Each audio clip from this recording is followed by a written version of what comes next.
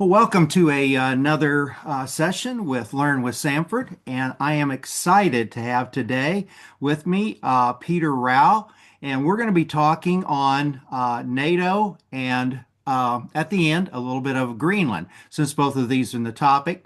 Peter is a senior fellow and director of the Center on Europe and Eurasia at the Hudson Institute, which he launched in December 2022.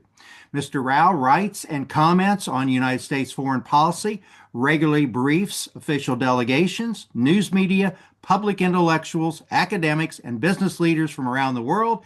And he even talks to people like me here in little old central Illinois and in the little town of Eureka, Illinois.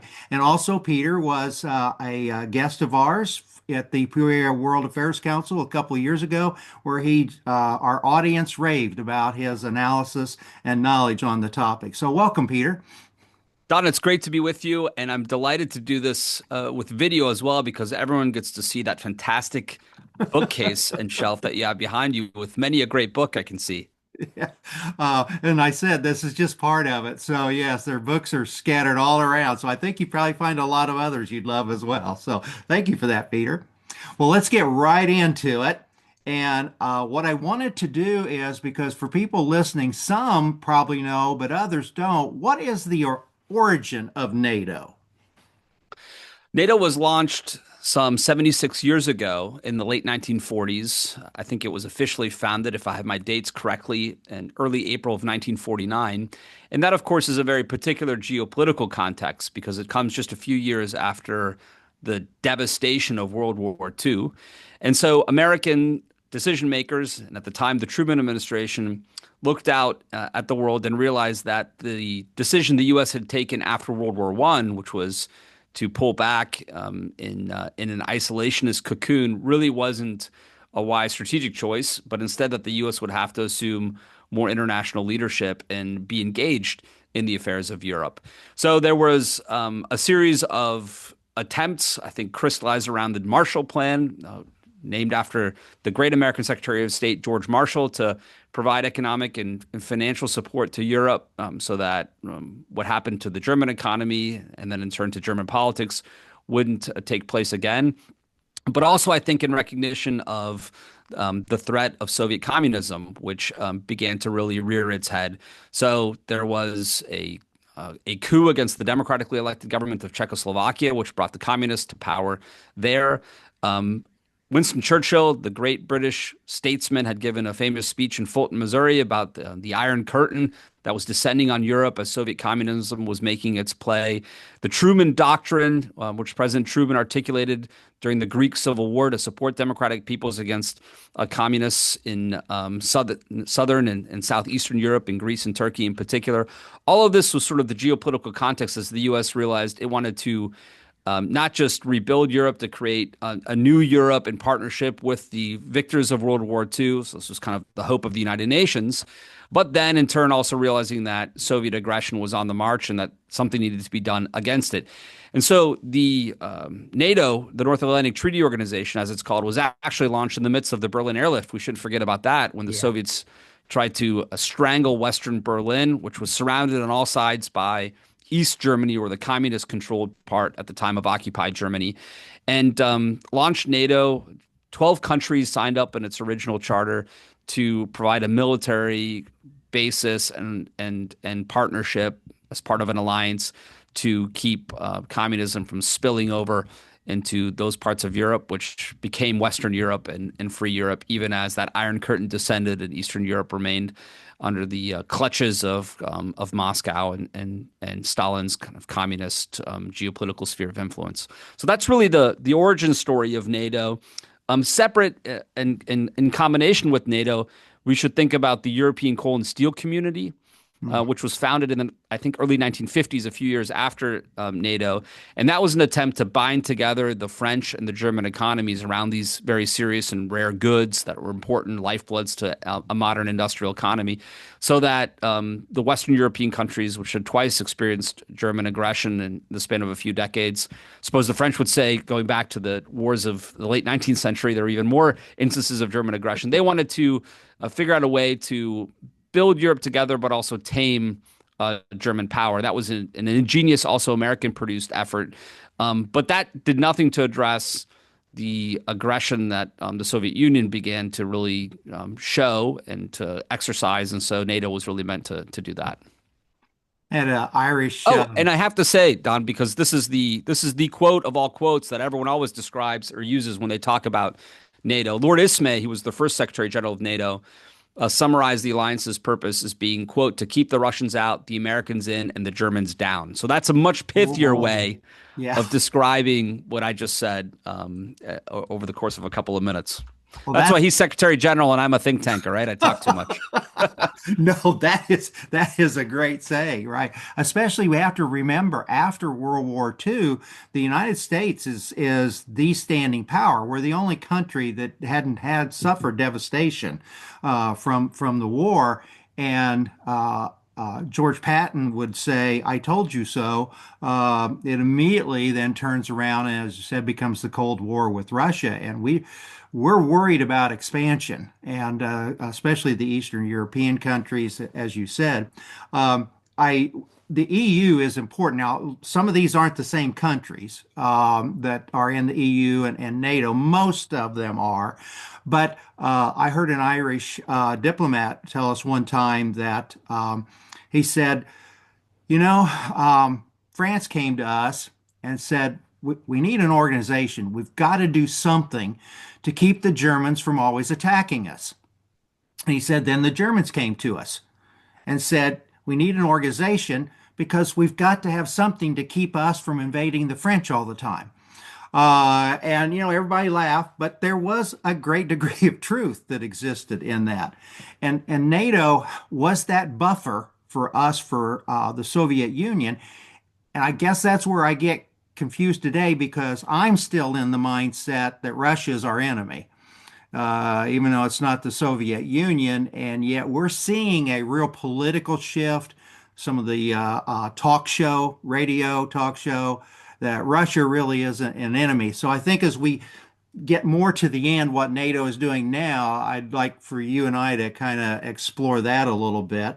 But one of the things that we hear from President Trump is that all these countries in NATO have been taking advantage of us and a free ride and so on. But so what I wanted to get into first is what are the benefits that the United States over time has derived from NATO? Well, you hear a lot of talk that Asia is the future because of the growth of the Asian economies. One talks about the Asian tigers. Obviously, China itself looms large as a peer of the United States, and in some areas and indicators, it's overtaken us even. So Asia is very important to U.S. grand strategy, but the present and the past really is still in a lot of ways European. And that I mean, if you just look at the foreign direct investment, by far the North Atlantic region is the most important foreign direct investment zone in the world. Some 60%, if I have my statistics correct, of global investment are transatlantic. There are trillions of dollars of European monies bound up in American companies and in American states, and the U.S. has trillions bound up in Europe. Something like 46 of 50 states, and the numbers go up or down by one or two states depending upon the year, export more to Europe than they do to China. And the transatlantic volume in goods being shipped back and forth is enormous. So are, of course, the services. So it's incredibly important to American prosperity, to American economics, to American jobs, including across the heartland. And the NATO alliance is the security umbrella that sits around that economic zone that's so important for us. Moreover, it gives us a tip of the spear or bridgehead, whatever metaphor you'd like to use, on the Eurasian landmass. And the Eurasian landmass is important because, we are an ocean-going peoples. We talk about the world like transatlantic, trans-Pacific, because the oceans are so important to us, and we are in the Western Hemisphere set apart from Eurasia. But on Eurasia is where a lot of the action for 21st century power is taking place, and quite frankly, where the balance of power in past centuries has been decided. And so this gives us permanent basing to project power from Eurasia, from one end of the Eurasian landmass into the Middle East, into Africa, into Russia writ large. And without that basing, we wouldn't have the same abilities and capabilities that we and insights that we have right now, thanks to the NATO alliance. So, number one, it protects our investments. Number two, it helps us to project power, and number three, it's a force multiplier. As I mentioned earlier, the Chinese are right there with us in a lot of key areas, which is worrying to us. I mean, these are Leninists in Beijing. And so to have liberal democratic partners and allies that can help expand our manufacturing capacity, that can help bring more kit to the fight, so to speak, that can threaten sanctions in the case of war over Taiwan, or that can, do other things for us, that can play a diplomatic role, in key negotiations, and help really enlarge the American voice. All of that's worth a lot, and I think it's worth a lot to us. As I say, a lot of the European countries, empires, certainly World War II ended and quickly brought the end of their occupation and possession of a lot of those lands. So even though there may have been bad things done in those countries, there's still a real legacy left of those European countries. A lot of times it's language, and some still maintain very good ties. So I think you make a very good point that they would become a leader into some of these islands in particular that China certainly is starting to make an inroads in. So I think that's an excellent point. I always And they're felt, civilizational cousins too, right? I mean, there's just yes, a natural kind of Western. The West is a term for a good reason. I mean, yeah.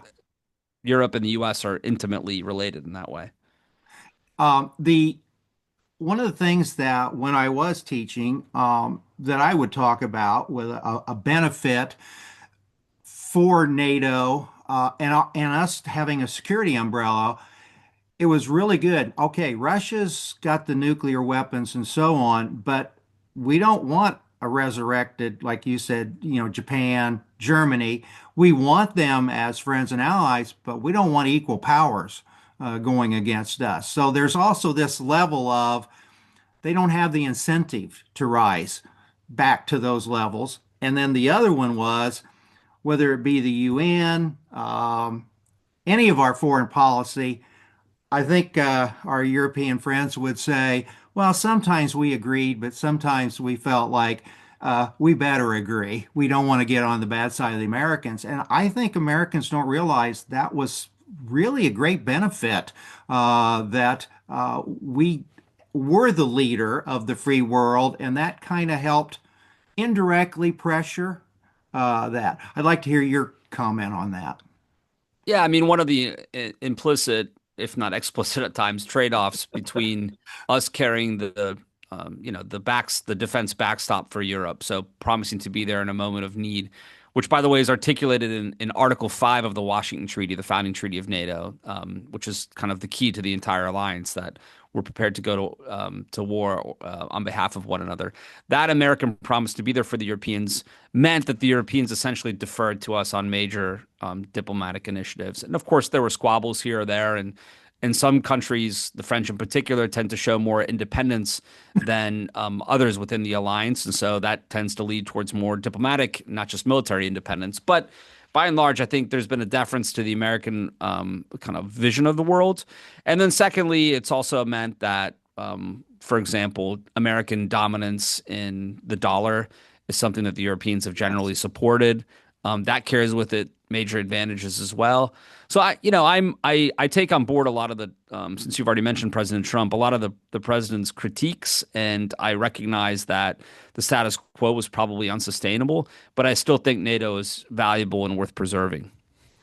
Um, well, that's what I'd like to get into next then is what President Trump, and I call it his influencers because I know there are those that have his ear that are very much Well, Dom, you've got a podcast now. That makes you an yeah, influencer. yeah, it does. It does. I get to join that wonderful group. I don't think I'm going to make the money they do, but the Yeah, those what were books don't their pay for themselves, right? yes, that's true. And there's money to be controversial these days.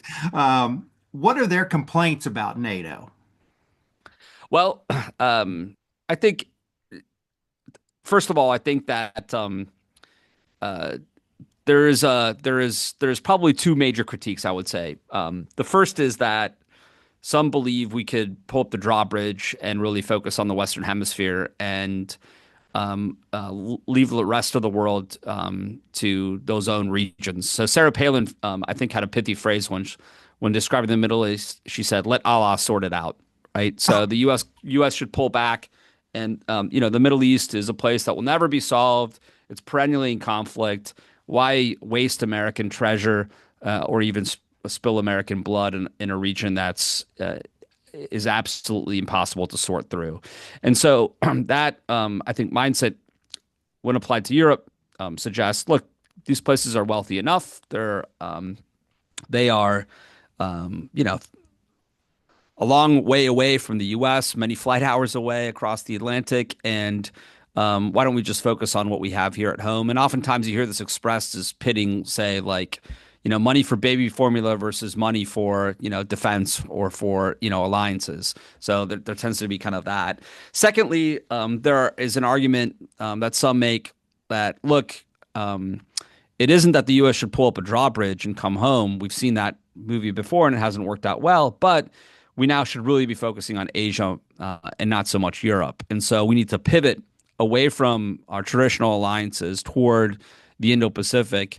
And that's really where, given the emergency setting of the rise of China, we should put all of our kit and all of our efforts and leave Europe behind. Those are, I think, two major critiques. And then what I was going to say at the outset, but I would just add here now of this answer, that there is also a clever kind of information component to this, where Vladimir Putin at one point, I remember seeing this come across the wires during the Biden administration, sanctioned Hunter Biden and Hillary Clinton. Now, neither of them have assets in Russia. But what he was doing, which I thought was rather deft, was kind of reaching into the American political debate and signaling to Republicans of an America First persuasion, I'm with you against those hedonistic Democrats. And so there is also a kind of a Putin-esque style where he inveighs against sort of the LGBTQIA plus whatever it's called agenda, inveighs against liberal democracies as hedonistic, presents himself as the defender of Christianity, of tradition, of kind of a traditional appreciation of the world. And for some Americans who might not be as read into the nuances of Russian politics or of European affairs, that might be attractive. Now, I would just say here, because I can't let my own statement there stand without a rebuttal, Putin is raping and pillaging his way through Ukraine. Russia has an incident of atheism that far exceeds most countries in the world. Their abortion rates are horrific. And so any traditionalist sort of, evangelical who might think, well, at least he's pushing back against the Clinton agenda, so to speak, they should just be forewarned that this is all just a clever stratagem or ruse to weaken America and divide us, not necessarily to push an alternative traditional agenda on the world stage. But it's been effective at times, I think, in the information space where they've pushed that argument. Excellent observations. Yes, I think we can trace a lot of the change to the so-called end of the Cold War, which I've read. For Putin, the Cold War never ended. His animosity towards Europe and the United States always kind of persisted. But for the United States and so many people, well, this is it. So then you start to look, what's the value of NATO? I know with Kosovo and Serbia, and it crossed my mind, this is a European affair. Why can't they militarily do more in their own area? And when Ukraine comes along, I think you're hoping that they'll do more. So I guess I would say, even though I'm probably in the opposite camp of President Trump on NATO, I've always felt like there needed to be a more assertive Europe. And we've tried to get that defense spending up, but I wasn't so sure if some of the administrations were still wanting to be the dominant in the area. So those countries kind of had to adhere to us. I'd like to hear your thoughts on that. Well, first off, we mentioned Article 5 earlier as the centerpiece of the Washington Treaty, but there's also another article, Article 3, which mandates that member states, through continuous self-help and mutual aid, maintain and develop their individual and collective capacity to resist armed attacks. So they are obliged, as part of the NATO treaty, to invest in their own defense. And I think many of them would be the first to admit that they've allowed their own defenses to atrophy over the years, essentially buying the post-Cold War argument that history had ended, that liberal democracy was on the rise, that even places like China, which we brought into the World Trade Organization, under the argument, if you empower a middle class, invariably people will begin to make political demands. And even then, the communist regime of China will have to give way towards a more liberal democratic system. And so why need defenses when you're going to have a world of sunshine, unicorns, and lollipops of liberal Democrats who all are able to, mediate their disputes through diplomacy because the Canadian Armed Forces aren't putting a lot of systems on the U.S. border because everybody knows if we have a problem with the Canadians, we're going to talk it through. And so that, I think, bet was a catastrophic one that proved to turn up craps. And so now I think as we realize that this bet wasn't working out, the U.S. has urged time and again for Europe to do more. There was a famous speech that Secretary of Defense Bob Gates back in the late 2000s gave, basically urging the Europeans to do more. They have to invest more in their defense. There was another famous phrase that American mothers can't care more about the defense of Europe than European mothers, which is to say we're not going to be able to sacrifice our own sons to go to war in Europe if the Europeans aren't prepared to do it. And all of that urging has been there from George W. Bush to Barack Obama to even to a certain extent Bill Clinton and to Joe Biden. I think the Trump people, if they were sitting here across from you, Don, would say that, look, we've tried these polite, even urging means of getting them to spend more. And instead, what we need to do is expose the Europeans ever so slightly to hostile Russian power in order to encourage them to really move forward in defense modernization, while not going so far as to risk a general war in Europe. And that is a high wire act for sure. And it means that the president at times has expressed some doubts about NATO, thereby alarming the Europeans. But then at other times, like the most recent gathering in Munich, this is a famous annual meeting, the Munich Security Conference, where all the American representatives said Article 5, this defense obligation that everyone has for one another, it's still sacrosanct. It's still very important.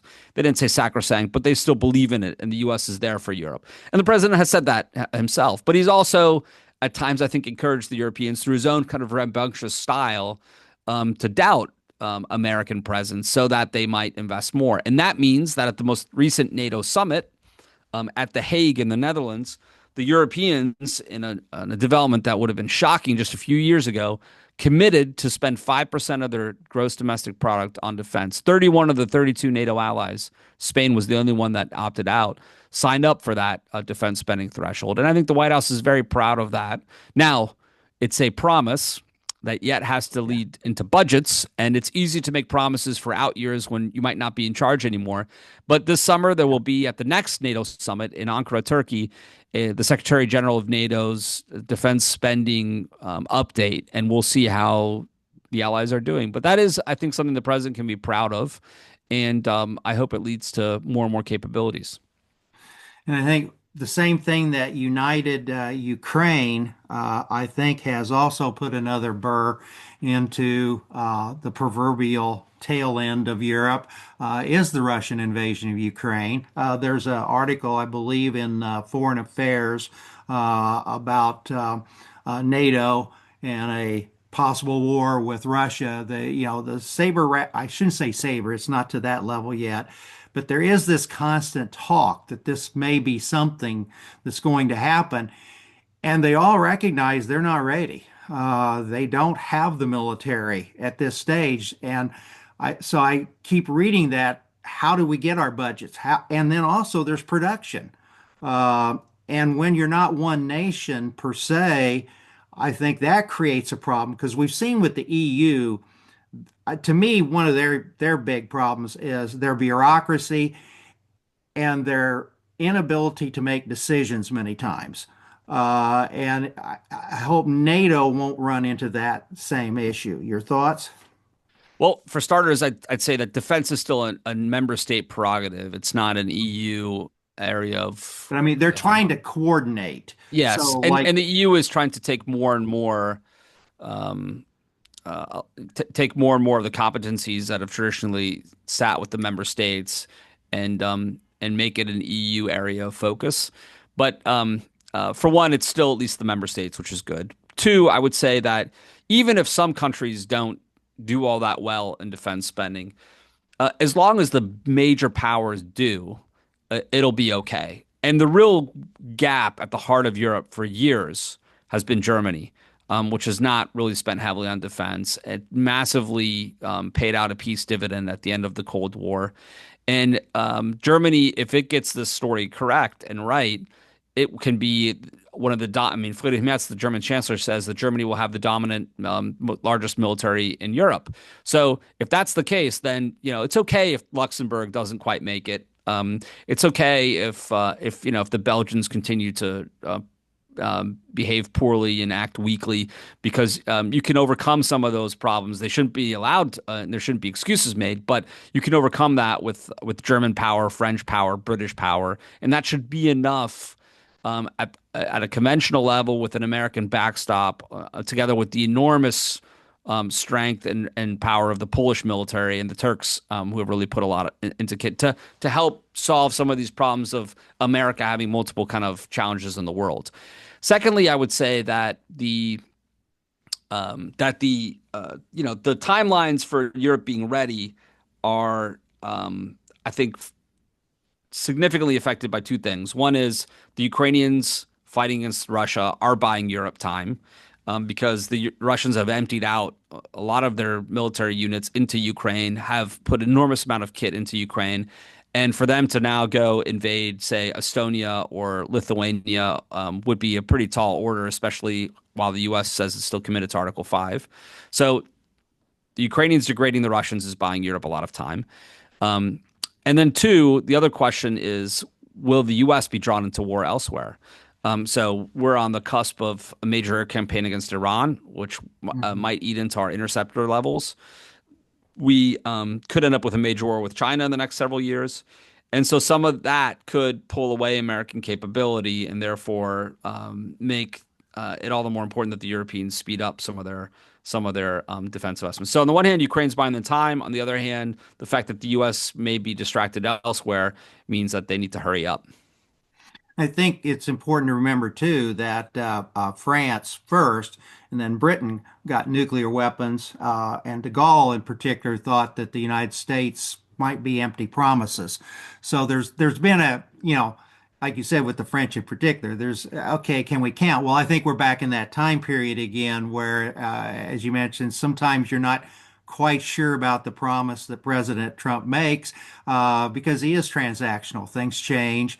And it's probably in NATO and Europe's best interest at this stage that this has come about and they get themselves prepared. But it's so weird for me. Peter, I'm 76. So, born in 1950, going through the Cold War, but my dad fought in World War II in Europe, and I am of German background on my mom's side. To hear of Germany, becoming the dominant military power in Europe, just, you never thought you would hear that. Yeah.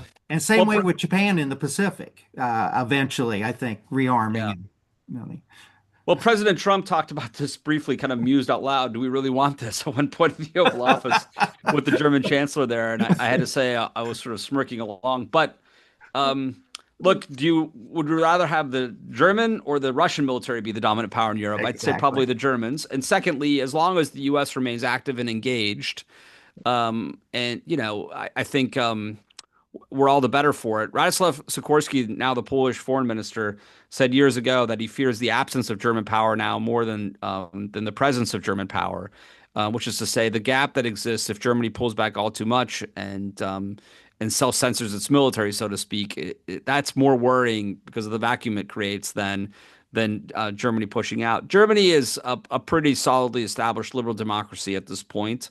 In fact, it so abjures nationalism as a basis of understanding that it's struggling to meet some of its troop quotas now, and its recruitment targets. I mean, this is something President Trump, to his credit, has done rather well since coming back into office. We're actually hitting our recruiting numbers for the services, and that's in part, I think, because that esprit de corps that comes with an appeal to nationalism does help people realize what they're fighting for. Yeah. And so we need a little bit more of that. And in the Indo-Pacific, the same with the Japanese. Like the Japanese are now model allies, and I think if anything, we want them to build up. Yeah. And Germany, as you said, that here in irony again, their difficulty is with a population that's become what we used to call peaceniks. Having to kind of flip a country, that had changed dramatically. So, um, what else? NATO has had to respond. Is there anything else beside what you've already mentioned that NATO is doing to strengthen itself and maybe make sure it doesn't have to rely on the United States any longer? And we should mention we need to thank Putin that the Scandinavian Nordic countries are in NATO now Yeah. because they do have really excellent militaries. Well, NATO has had one Article 5 invocation in its history. One time when all the allies came together around the North Atlantic Council and made a commitment, an attack against one is an attack against all, along the lines of that. And that was after 9/11 for the U.S. I just think that's worth noting. Now, we're not in Yes. Afghanistan anymore, but there was a long NATO mission in Afghanistan. And the day And after, sacrificed a yeah, lot of blood for that's us. right.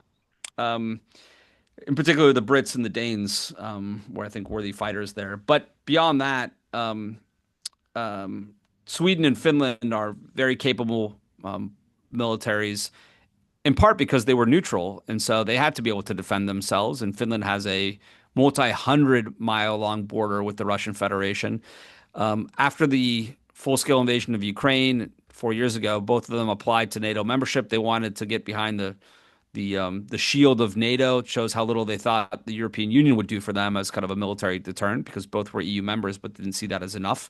And so they applied for NATO membership, were eventually granted NATO membership, and NATO is an alliance of 32 countries, 30 of which are European. Canada and the U.S. are, of course, the exception. And now there are both a proper strategic concept, as it's called, in place that describes Russia as a problematic actor, not a partner. The last strategic concept in 2010 had Russia still as a potential partner. There is a family of plans, as it's called, for defense and deterrence of the North Atlantic region that was ratified at a recent summit in Vilnius, Lithuania, that spells out exactly what the battle plans are to defend Europe should Russia attack, and assigns specific roles, missions, capabilities to various member states. And so now we're in the process of each of the member states trying to hit its um, defense production and deterrence mission sets, and contribute enough to the alliance to ensure that in the event of conflict, we're able to very quickly pull together the number of forces and capabilities to, if necessary, hopefully deter, but if necessary, defeat a Russian attack. So that's really where I think the alliance is focused now. It's focused on capabilities and on building out as quickly as possible, as much as they can. And there, a big stovepipe has been our defense industrial bases, Mhm. because these are complex systems we build, and we've just, in a lot of ways, become service economies. During World War II, when your father was charging across Europe, you could ask Ford, you could ask Detroit to Yeah. go from building cars to churning out tanks. But it's hard to get Google to churn out weapon Yeah. systems, or Meta. Amazon could deliver it, but they can't build That's right. Yeah. And which isn't to diminish the importance of software and AI. I mean, these are all modern kind of war fighting concepts, which are hugely cutting edge, hugely important in ways that they weren't just a few decades ago. But, in terms of actually being able to make weapons, we need to get better at that. All right, well, let's finish up with Greenland. That has been in the news. That was one I really didn't see coming originally. I mean, I knew there was an interest, but I didn't think it would become as big a deal as it did. So, your thoughts on the situation, Trump's arguments for, and what NATO's response was? Well, I'll just start at the end and say I think we're in a decent position now, and I've been accused in a friendly way of being a bit Pollyannish about this because my view is at the Davos gathering, which is sort of an annual soiree of business and economic leaders in the Swiss Alps, President Trump and the NATO Secretary General Mark Rutte, he's from the Netherlands, basically reached a gentleman's understanding or framework agreement behind closed doors on Greenland. And now there's negotiations going on at a lower level to put meat on the bones, as it were, of that agreement. And my basic expectation is that we will get some sort of agreement along the lines of the way the Brits have sovereign basing agreements in Cyprus. So the U.S. gets some sort of sovereign basing opportunities in Greenland. That satisfies President Trump's demand that he wants ownership and not just a leasing agreement of kind of parts of Greenland. And the real wild card, I think, is whether or not Mette Frederiksen, the Danish Prime Minister, and the Greenlanders themselves are prepared to assent to that. I would expect that they would, but they are bruised for sure, and are, I think, more willing to push back against the U.S. than they would have been just a few months ago. Anyways, that's where I think it's hopefully going to end up, and then we have some sort of resolution. As to how we got there, the president, I think, has for a long time had his eye on Greenland in almost a manifest destiny, sort of Jeffersonian sense of expanding the United States.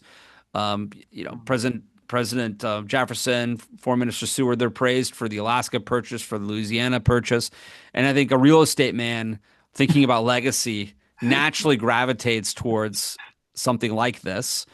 And so I think, all of the ideas that were pushed around about, well, we have an agreement with Denmark, a 1951 treaty on basing that we could just modernize for Greenland. And the Danes have been good allies. We could put Guantanamo Bay if we want in Greenland, and they would just look away and say, carry on, Americans. All of the arguments that this is all available to us without the squabble that we endured are probably true. But if you're focused on actual possession, on a Jeffersonian sort of enlarging the United States, then those ideas, I guess, come up short. And so that's where I think the president was. And then, quite frankly, I don't think there really was a new American initiative, but after the Venezuela raid against Nicolas Maduro, he was being asked about this. And so he just began answering what his pre-existing position was, which is, well, we should own Greenland. And it took on, I think, a bit of a life of its own, quite frankly. In fact, on the flight home from Mar-a-Lago to Washington after the Venezuela raid, he was asked about Greenland. He said, "Why am I asking about Greenland? We can talk about that some other time. I want to talk about the Venezuela issue." And then before you know it, reporters were asking about Greenland, and it just kind of steamrolled from there. But now I hope we have a decent framework in place, and we can use that to push forward. Moreover, in typical Trumpian fashion, there are some positives coming from this idea, because the Greenlanders have long been neglected by the Danes. I mean, again, yes, the Danes are very good allies, but this has been a socioeconomic weak spot in the kingdom. And now that the U.S. began, raising its voice about ownership of Greenland, suddenly the Danes are investing a lot more. And so the Greenlanders are going to benefit socioeconomically. NATO has now launched a new mission called Arctic Sentry. So they're going to put more kit into the Arctic, which, with the melting of some of these areas, is going to become of greater strategic importance. And so you might end up with a bigger NATO presence, more attention towards the Arctic, better economics for the Greenlanders, and some bruised feelings on both sides of the Atlantic. But hopefully some of that positive outweighs some of the squabbling diplomatically that we saw. I'm going to do a future program on the Arctic. 2 years ago, when I was doing the Great Decision program from the Foreign Policy Association, we had one of the articles on the Arctic. And it's one we've been kind of behind the eight ball on that one for a while, especially with our ice cutters, which I believe we are purchasing from, can't remember, Sweden or Finland, but Finland, yeah. Finland. That is an area, I agree with you.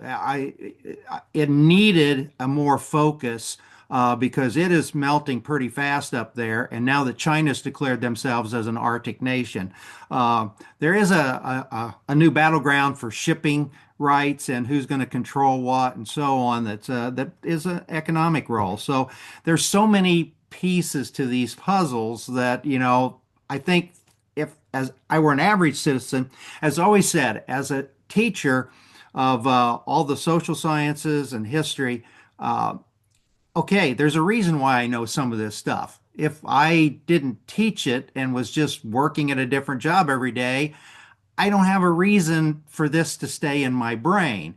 And I think that's for you and I who are really kind of into this stuff. That's why I hope a program like this will help the average. Nobody's average, so I don't like to use that. The everyday citizen will help clarify some things that isn't something they should necessarily, recognize every day because they have a million other things taking care of their families. And you have really helped us a lot. I've enjoyed your observations. You've Thank you. I appreciate brought, that. brought up some new things for me to think about as well. So, any final comments or observations before we close? I was just gonna say, as a native of Des Moines, Iowa, which very much so has the same weather pattern as Central Illinois, I think a program in the Arctic makes a lot of sense because sometimes in the dead of winter, the temperatures tend to be similar. I get in trouble once in a while though. For here in Illinois, I have to admit our winters are much milder, Oh, and I'm for climate change. oh, they're So milder now than they were, you mean? yes, yes, I see. and Yeah, we have a month longer in the growing season. So our second crop rotation out of wheat is doing much better. So at this stage, the snowfalls haven't been as great. We had a bad cold snap this winter. But in general, so I get in trouble for saying, "Oh, I'm loving climate change," but I know it's bad in other places, so I feel bad for them. But you're right, Des Moines can definitely get those wind currents coming through that. yeah. Ooh, bitter. All right. Or at least the weather in the days of Ronald Reagan. Which, if you're gonna mention Eureka, Illinois, Yes. you have to reference our 40th president. Yes, and he suffered through some of the heavy snowfalls and cold That's weather. right. Yes, yes, and but he didn't have hogs like I did growing up on the farm, and that made it really difficult to go out. I bet. So, but they put me through college, so I can't complain. Well, Peter Rao from the Hudson Institute, thank you so much for joining me today, and this concludes Learn with Samford.